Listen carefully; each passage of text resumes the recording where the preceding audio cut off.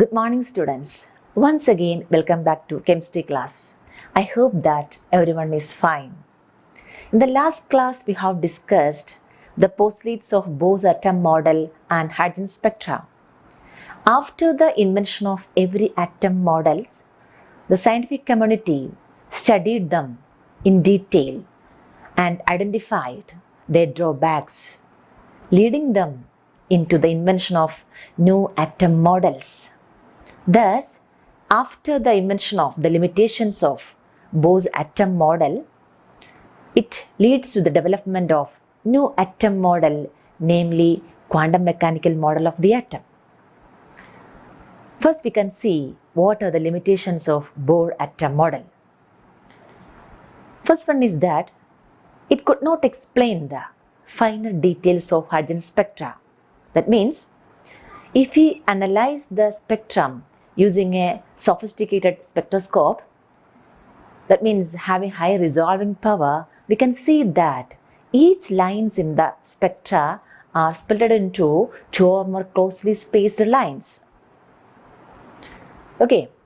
അതായത് high resolving power ഉള്ള spectroscope ഉപയോഗിച്ചിട്ടാണ് നമ്മൾ സ്പെക്ട്രം അനലൈസ് ചെയ്യുന്നതെങ്കിൽ ഹൈഡ്രജൻ സ്പെക്ട്രയിലെ ഓരോ ലൈനും വളരെ ക്ലോസ്ലി സ്പേസ്ഡ് ആയിട്ടുള്ള ടു ഓർ മോർ ലൈൻസ് ആയിട്ട് സ്പ്ലിറ്റ് ചെയ്യുന്നു. ഇത് എന്തുകൊണ്ടാണെന്ന് എക്സ്പ്ലെയിൻ ചെയ്യാനായിട്ട് ബോസ് അറ്റം മോഡലിന് സാധിച്ചില്ല. Again it also fail to explain the spectra of multi electron system. നമുക്കറിയാം ഹൈഡ്രജൻ ആറ്റത്തിൻ്റെ സ്പെക്ട്ര വളരെ നന്നായിട്ട് തന്നെയാണ് ബോർ അറ്റം മോഡൽ എക്സ്പ്ലെയിൻ ചെയ്തത്. പക്ഷേ ഹൈഡ്രജൻ ആറ്റത്തിൽ ഒരു ഇലക്ട്രോൺ മാത്രമേ ഉണ്ടായിരുന്നുള്ളൂ. എന്നാൽ ഹീലിയത്തെ സംബന്ധിച്ച് 2 ഇലക്ട്രോൺ ഉണ്ട്. ഇങ്ങനെ ഹീലിയം പോലുള്ള ഒന്നിലധികം ഇലക്ട്രോണുള്ള സിസ്റ്റത്തിൻ്റെ സ്പെക്ട്രം എങ്ങനെയായിരിക്കും? ഹൈഡ്രജൻ ആറ്റം തന്നെ ഇത്ര കോംപ്ലക്സ് ആകുമ്പോൾ മൾട്ടി ഇലക്ട്രോൺ സിസ്റ്റത്തിൻ്റെ സ്പെക്ട്രം എങ്ങനെയായിരിക്കും എന്ന് പറയാനായിട്ട് ബോർ അറ്റം മോഡലിന് സാധിച്ചില്ല. The third one is it failed to explain Zeeman effect and Stark effect. Zeeman effect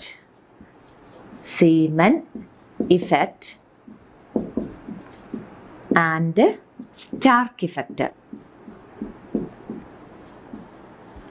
Zeeman effect means splitting of spectral lines in the presence of magnetic field.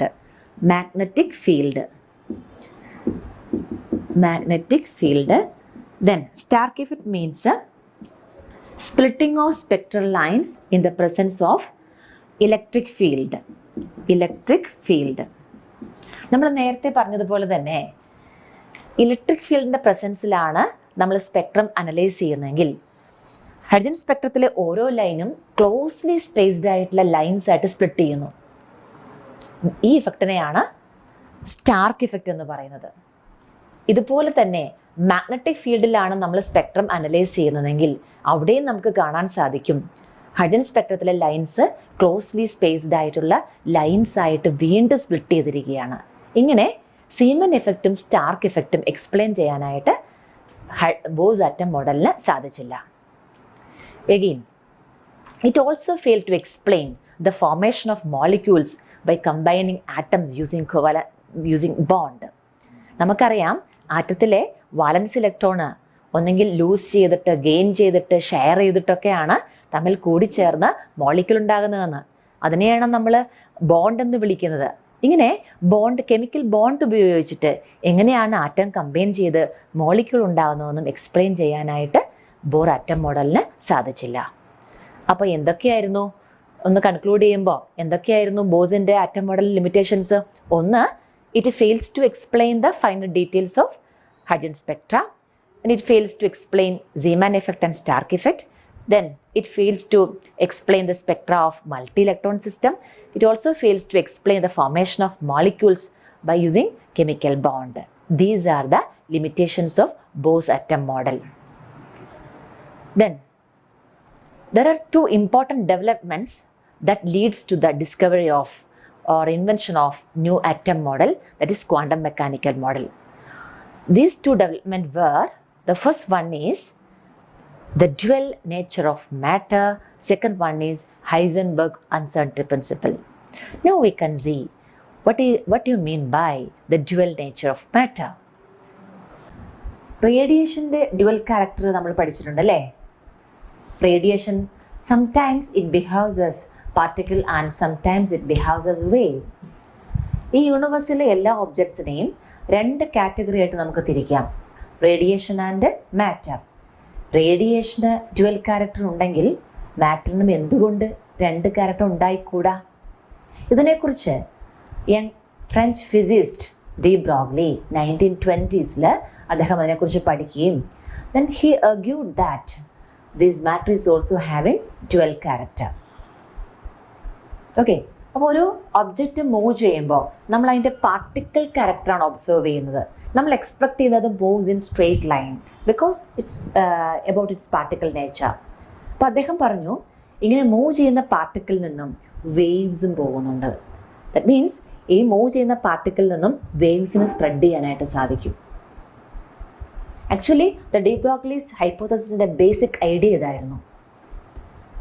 നമുക്കറിയാം electron, atom, ഈ pen, it's a part of matter. So എല്ലാ moving പാർട്ടിക്കിളിൽ നിന്നും ഒരു wave പോകുന്നുണ്ട്. Then ഈ വേവിനെയാണ് അദ്ദേഹം matter wave എന്ന് വിളിച്ചു. അപ്പോൾ എന്താണ് matter wave? The wave associated with a moving material or A moving particle or A matter. അപ്പോൾ ഡ്യുവൽ ക്യാരക്ടർ ഓഫ് മാറ്റർ എന്ന് പറഞ്ഞാൽ matter it is nothing but matter sometimes behaves as particle and sometimes behaves as wave. That is wave particle duality. That is de Broglie's hypothesis. Then നമുക്ക് material വേവിനെ കുറിച്ചും then electromagnetic വേവിനെ കുറിച്ചൊക്കെ അറിയാം അല്ലേ? Material wave എന്ന് പറഞ്ഞാൽ മാറ്ററിൻ്റെ വൈബ്രേഷനിൽ നിന്നുണ്ടാവുന്നതാണ് material wave. Again electromagnetic radiation എന്ന് പറഞ്ഞാലോ ഇലക്ട്രോണിനെ ആക്സിലറേറ്റ് ചെയ്യുമ്പോൾ ഇലക്ട്രോമാഗ്നറ്റിക് റേഡിയേഷൻ ഉണ്ടാകുന്നുണ്ട്. ആ റേഡിയേഷൻ ഇലക്ട്രോമാഗ്നറ്റിക് റേഡിയേഷൻ ഉണ്ടാകുന്ന വേവിനെയാണ് നമ്മൾ ഇലക്ട്രോമാഗ്നറ്റിക് വേവ് എന്ന് പറയുന്നത്. എന്നാൽ this matter wave is something different from that of material wave and electromagnetic wave. De Broglie defined the wavelength of this matter wave as lambda is equal to h by mv, where h is the Planck's constant. Its value is 6.626 into 10 raised to minus 34 joule second. Again, m is the mass and v is the velocity. We know that the product of mass into velocity is momentum. So, lambda can be defined as lambda is equal to h by p. Then, what do you mean by momentum? നമുക്കറിയാം ഒരു feather അതിൻ്റെ speed 10 metre per second ആണെന്ന് കരുതുക. നമ്മുടെ മേലോട്ട് strike ചെയ്യുമ്പോൾ അതിനൊരു impact ഉണ്ട്. എന്തെങ്കിലുമായിട്ട് നമുക്ക് ഫീൽ ചെയ്യുമോ? നമുക്കൊന്നും തോന്നില്ല അല്ലേ? എന്നാൽ 1 കിലോഗ്രാം മാസ്സുള്ള ഒരു ഒബ്ജക്റ്റ് ഇതേ സ്പീഡിൽ നമുക്ക് മേലെ സ്ട്രൈക്ക് ചെയ്യുമ്പോൾ അതൊരു സ്ട്രൈക്കിംഗ് എബിലിറ്റി ഉണ്ട്. ഫെദർ പോലെയല്ല, അതിനൊരു ഡിഫറൻസ് ഉണ്ട്. ആ ഡിഫറൻസാണ് മൊമെൻറ്റം എന്ന് പറയുന്നത്. That means mass in motion എന്ന് പറയാം. ഓക്കെ, അപ്പോൾ ഈ മൊമെൻറ്റത്തെ നമുക്ക് രണ്ട് രീതിയിൽ ചേഞ്ച് ചെയ്യാം. എങ്ങനെ? മാസ് ചേഞ്ച് ചെയ്യുമ്പോഴും വെലോസിറ്റി ചെയ്യുമ്പോഴും ഈ മൊമെൻറ്റത്തിൽ വ്യത്യാസം വരുന്നുണ്ട്. അപ്പോൾ ഡി ബ്രോഗ്ലി ഡിഫൈൻ ചെയ്ത പ്രകാരം ഈ മാറ്റർ വേവിൻ്റെ വേവ് ലെങ്ത് 0യ്ക്കും ഇൻഫിനിറ്റിക്കും ഇടയിൽ റേഞ്ചിലുള്ള വാല്യൂവിൽ വരാം. ഓരോ മാറ്ററിൽ നിന്നും പുറപ്പെടുന്ന മാറ്റർ വേവിൻ്റെ wave length that lies in between 0 and infinity. For example, ഈ മാറ്ററിൽ നിന്ന് പുറപ്പെടുന്ന വേവിൻ്റെ വെലോസിറ്റി 0 എന്ന് കരുതുക. അപ്പോൾ ഇവിടെ വെലോസിറ്റി 0 വന്നാൽ h by 0 എന്ന് വരും അല്ലേ? 1 by 0 മീൻസ് ഇൻഫിനിറ്റി. അപ്പോൾ what's the value of lambda? That is infinity. അപ്പോൾ എങ്ങനെയായിരിക്കും പോവുക? അത് നമുക്ക് മെഷർ അത് ഒരു ഓൾമോസ്റ്റ് സ്ട്രെയിറ്റ് ലൈൻ പോലെയാണ് ആവുക. ഒരു വേവ് ആണെങ്കിൽ നമ്മൾ അതിനിങ്ങനെ റെപ്രസെൻറ്റ് ചെയ്യും. പക്ഷേ ആ മാറ്റർ വേവിൻ്റെ വേവ് ലെങ്ത് ഇൻഫിനിറ്റി ആണെങ്കിൽ that similar to almost straight line. Okay, അതേപോലെ ഒരു ഫാസ്റ്റ് മൂവിങ് മാറ്റർ ആണെന്ന് കരുതുക. ഫോർ എക്സാമ്പിൾ, നമുക്കറിയാൻ പറ്റുന്ന ഫോട്ടോണിൻ്റെ സ്പീഡ് വെരി ഹൈ സ്പീഡാണ് അല്ലേ? ആ ഫോട്ടോണിൻ്റെ സ്പീഡാണ് ഇവിടെ വെലോസിറ്റിക്ക് സബ്സ്റ്റിറ്റ്യൂട്ട് ചെയ്യുന്നതെങ്കിൽ ഇത് ഹൈ ആകുമ്പം ലാംഡ വളരെ കുറവായിരിക്കും, വേവ് ലെങ്ത് വളരെ കുറവായിരിക്കും. അപ്പോൾ അത് ചെറിയ ചെറിയ വേവ് ലെങ്ത്തിൽ അങ്ങനെ കടന്നു പോകുന്നത്. അപ്പോൾ നമുക്കത് മെഷർ ചെയ്യാൻ തന്നെ പറ്റത്തില്ല അല്ലേ? അതും എങ്ങനെ സംഭവിക്കുക? ഇതിങ്ങനെ അടുത്തടുത്ത് വരുന്നത് കൊണ്ട് അതും ഒരു സ്ട്രെയിറ്റ് പോലെ നമുക്ക് തോന്നുക. ഇങ്ങനെ ഈ മാറ്ററിൽ നിന്ന് വരുന്ന പല മാറ്ററിൽ നിന്നും വേവ്സ് വരുന്നുണ്ട്. അതിൻ്റെയൊക്കെ വേവ് ലെങ്ത് നമുക്ക് 0ൻ്റെയും ഇൻഫിനിറ്റിയും ഇടയിലുള്ള ഒരു വാല്യൂ ആയിട്ട് നമുക്കതിനെ ഡിഫൈൻ ചെയ്യാനായിട്ട് സാധിക്കും. നമുക്കറിയാം ഇലക്ട്രോൺ എന്ന് പറഞ്ഞത് വളരെ വളരെ ചെറുതാണ്. അതിൽ നിന്ന് വരുന്ന വേവിൻ്റെ ആ വേവ് ലെങ്ത് ശരിക്കും പറഞ്ഞാൽ വളരെ കോംപ്ലിക്കേറ്റഡ് ആണ്, മെഷർ ചെയ്യാനായിട്ട് പറ്റത്തില്ല. അതുകൊണ്ടാണ് ഡി ബ്രോഗ്ലി ആ വേവ് ലെങ്ത് ഈ രീതിയിൽ ഡിഫൈൻ ചെയ്തത്. അപ്പോൾ ബോറിൻ്റെ കൺസെപ്റ്റും ഡി ബ്രോഗ്ലിയുടെ കൺസെപ്റ്റും തമ്മിലുള്ള വ്യത്യാസം എന്ന് പറഞ്ഞാൽ, ബോറിൻ്റെ കൺസെപ്റ്റ് പ്രകാരം ഇലക്ട്രോൺ ഒരു ഫിക്സഡ് പാത്തിൽ കൂടെ സഞ്ചരിച്ചുകൊണ്ടിരിക്കുക. അതിൻ്റെ പൊസിഷനും അതിൻ്റെ എല്ലാം വളരെ കറക്റ്റ്, എനർജിയും ഒക്കെ ഫിക്സ്ഡ് ആണ്. എന്നാൽ ഡി ബ്രോഗ്ലി പറഞ്ഞത് ഈ ഇലക്ട്രോൺ മൂവ് ചെയ്യുമ്പോൾ അതിൽ നിന്നൊരു വേവ് മൂവ് ചെയ്യുന്നുണ്ട്. ഓക്കെ, ഈ മാറ്റർ വേവ് ഓൾവേസ് അതിൻ്റെ കൂടെയുണ്ട്. എനർജി കൂടി കഴിയുമ്പോൾ എന്ത് സംഭവിക്കും? അതിൻ്റെ വേവ് ലെങ്ത് വീണ്ടും ഈ വേവ്സ് കൂടെ ചെറിയതായിട്ട് മാറും. ഓക്കെ, അപ്പോൾ ഒരു ഓൾമോസ്റ്റ് ഹൈ എനർജി ആകുമ്പോൾ എന്ത് സംഭവിക്കും? അത് ഓൾമോസ്റ്റ് സർക്കിളിൻ്റെ രൂപത്തിലേക്ക് വരും. അതാണ് വ്യത്യാസം എന്ന് പറയുന്നത്. ഓക്കെ, അപ്പോൾ ഇങ്ങനെ ഒരു മാറ്ററിൽ നിന്ന് ഒരു വേവ് ഇങ്ങനെ സഞ്ചരിക്കുമ്പോൾ എവിടെയാണ് ഈ മാറ്ററിൻ്റെ പൊസിഷൻ എന്ന് ചോദിച്ചാൽ അത് നമുക്ക് കൃത്യമായിട്ട് പറയാൻ പറ്റത്തില്ല. That is uncertain. അതാണ് പിന്നീട് ഹൈസൻബർഗ് അൺസർട്ടനിറ്റി പ്രിൻസിപ്പിളിലോട്ട് നയിച്ചത്. ഓക്കെ, അപ്പോൾ നമ്മൾ പറഞ്ഞു ഈ ഇലക്ട്രോണിൻ്റെ അല്ലെങ്കിൽ ഒരു മാറ്റർ മൂവ് ചെയ്യുമ്പോൾ അതിൻ്റെ വെലോസിറ്റി ചേഞ്ച് ചെയ്താലും മാസ് ചേഞ്ച് ചെയ്താലും വേവ് ലെങ്ത്തിൽ വ്യത്യാസം വരും. വെലോസിറ്റി ചേഞ്ച് ചെയ്യുമ്പോൾ വ്യത്യാസം നമ്മൾ കണ്ടു അല്ലേ? അങ്ങനെയാണെങ്കിൽ മാസ് ചേഞ്ച് ചെയ്താൽ എന്ത് വ്യത്യാസമാണ് വരിക? അതായത് മാസ് കുറഞ്ഞ ഒരു ഒബ്ജക്റ്റിൽ നിന്നുണ്ടാവുന്ന വേവ് ലെങ്ത്തും മാസ് കൂടിയ ഒരു ഒബ്ജക്റ്റിൽ നിന്നുണ്ടാവുന്ന വേവ് ലെങ്ത്തും തമ്മിൽ എന്തായിരിക്കും വ്യത്യാസം ഉണ്ടാവുക? മാസ് വളരെ കുറവാണെങ്കിൽ ഇത് കുറയുമ്പം ലാംഡ കൂടും. മാസ് കൂടുതലാണെങ്കിൽ ലാംഡ കുറയും. അത് നമുക്ക് ഒരു പ്രോബ്ലത്തിലൂടെ നമുക്ക് അതിൻ്റെ വ്യത്യാസം നമുക്ക് മനസ്സിലാക്കാം. Let us see a simple problem. What will be the wavelength of a ball of mass 0.1 kilogram moving with a velocity of 10 meter per second? Then de Broglie's equation എന്തായിരുന്നു? Lambda is equal to h by mv. As you know, h is equal to 6.266 into 10 raised to minus 34 divided by, here mass is 0.1 kg and velocity is 10 meter per second. By substituting these values and calculating, we will get the answer 6.626 into 10 raised to minus 34 meter. ഈ ആൻസറിൽ point ഒഴിവാക്കി കഴിഞ്ഞ് 34, ഇവിടെ 33 പൂജ്യം ഇട്ട് കഴിഞ്ഞാൽ 33 സീറോസും 62626 അതാണ് അവിടെ answer വരിക. അപ്പോൾ അത്രയും ചെറിയൊരു വേവ് ലെങ്ത് ആണ് ഇതിൻ്റെത്. ദാറ്റ് മീൻസ് മാസ് ഇങ്ങനെ കൂടുന്തോറും വേവ് ലെങ്ത് വളരെ വളരെ വളരെ ചെറുതായി വരുന്നു. ദാറ്റ് ഈസ് ഇൻസിഗ്നിഫിക്കൻ്റ് ആയി വരുന്നു. Okay, then another problem, calculate the mass of a photon with a wavelength 3.6 angstrom. Here lambda is equal to 3.6 angstrom and that means നമ്മൾ അതിന് മീറ്ററിലേക്ക് കൺവേർട്ട് ചെയ്യുമ്പോൾ 3.6 into 10 raised to minus 10 meter ആവും. Again ഇവിടെ നമുക്ക് mass ആണ് കണ്ടുപിടിക്കേണ്ടത്.